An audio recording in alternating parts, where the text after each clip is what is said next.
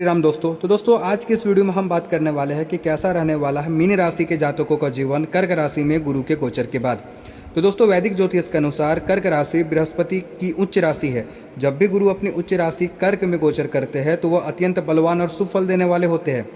Mean राशि के स्वामी स्वयं गुरुदेव है, इसलिए आपकी राशि के स्वामी का उच्च का होना आपके लिए बहुत ही सकारात्मक और भाग्यशाली रहने वाला है।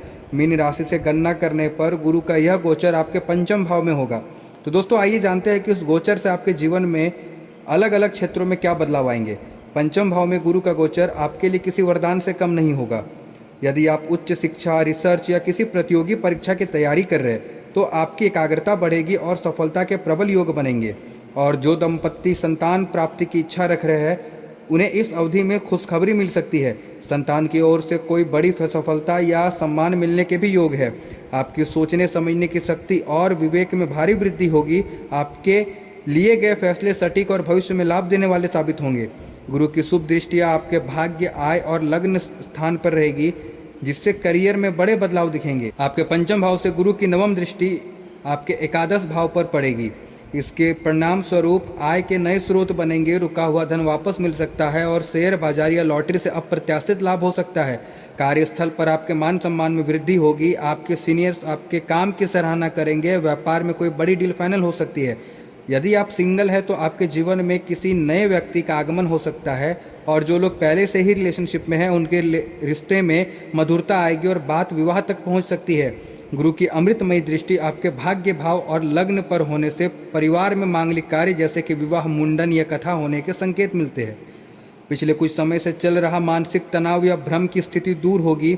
आप खुद को अधिक ऊर्जावान और सकारात्मक महसूस करेंगे। आपका मन धर्म, कर्म, तीर्थ यात्रा और परोपकार के कार्यों में अधिक लगेगा। किसी गुरु या मार्गदर्शक का सानिध्य मिल सकता है। गुरु का यह गोचर आपके लिए विकास लेकर आ रहा है। इस समय का पूरा लाभ उठाने के लिए आपको आलस से बचना चाहिए और अपने कर्मों को ईमानदारी से करना चाहिए। कर्क राशि में गुरु का गोचर मीन राशि वालों के लिए जीवन के कई मोर्चों पर यूटर्न साबित हो सकता है, क्योंकि गुरु आपकी ही राशि के स्वामी है और वह अपनी उच्च राशि में जा रहे हैं। इसलिए यह समय आपके लिए कुछ बेहद खास और असाधारण बदलाव लेकर आएगा।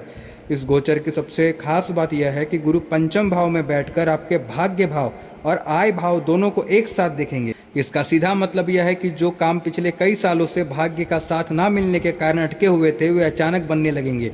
आपकी रेगुलर इनकम में बढ़ोतरी तो होगी ही, साथ ही अचानक गुप्त धन जैसे कि पैतृक संपत्ति, पुराना अटका हुआ पैसा या निवेश से बड़ा रिटर्न मिलने के प्रबल योग बनेंगे।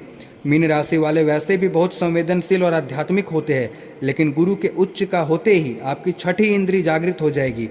आपको आने वाली परिस्थितियों का पहले से ही अंदाजा होने लगेगा। इस समय आपकी सलाह दूसरों के लिए रामबाण की काम करेगी। लोग अपनी समस्याओं के समाधान के लिए आपके पास आएंगे, जिससे समाज और कार्यस्थल पर आपका दबदबा बढ़ेगा। पंचम भाव पूर्ण पुण्य का होता है। इस अवधि में आपको अपने अतीत में किए गए अच्छे कर्मों, मेहनत और पुराने निवेशों का दोगुना फल मिलेगा। अगर आपने भूतकाल में किसी की मदद की थी तो वह व्यक्ति अब आपके संकट में देवदूत बनकर सामने आ सकते हैं। करियर में पुरानी कंपनी या पुराने संपर्कों के जरिए कोई बड़ा प्रोजेक्ट या नौकरी का ऑफर मिल सकता है।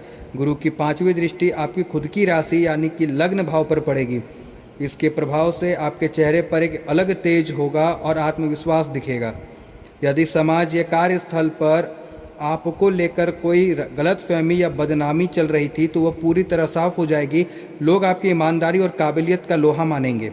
इस दौरान आपको अपने पिता, गुरु या कार्यस्थल पर बॉस का भरपूर सहयोग मिलेगा। उनके दिए गए सुझाव आपके करियर को एक नई ऊंचाई पर ले जा सकते हैं। यदि आप लंबे समय से किसी अच्छे गुरु या मार्गदर्शक की तलाश में थे तो इस समय आपकी यह खोज पूरी हो जाएगी। दोस्तों आपके लिए एक जरूरी बात है जिसमें आपको सावधानी भी बरतनी चाहिए कि गुरु जब बहुत अच्छे होते हैं तो व्यक्ति कभी कभी अति आत्मविश्वास का या आलस्य का शिकार हो जाता है। सब कुछ अपने आप अच्छा हो रहा है यह सोचकर अपनी मेहनत को कम न करे। इस सुनहरे समय का फायदा उठाने के लिए एक्टिव रहे। तो दोस्तों यह थी संपूर्ण जानकारी मीन राशि के जातकों के लिए कर्क राशि में गुरु के गोचर के बाद।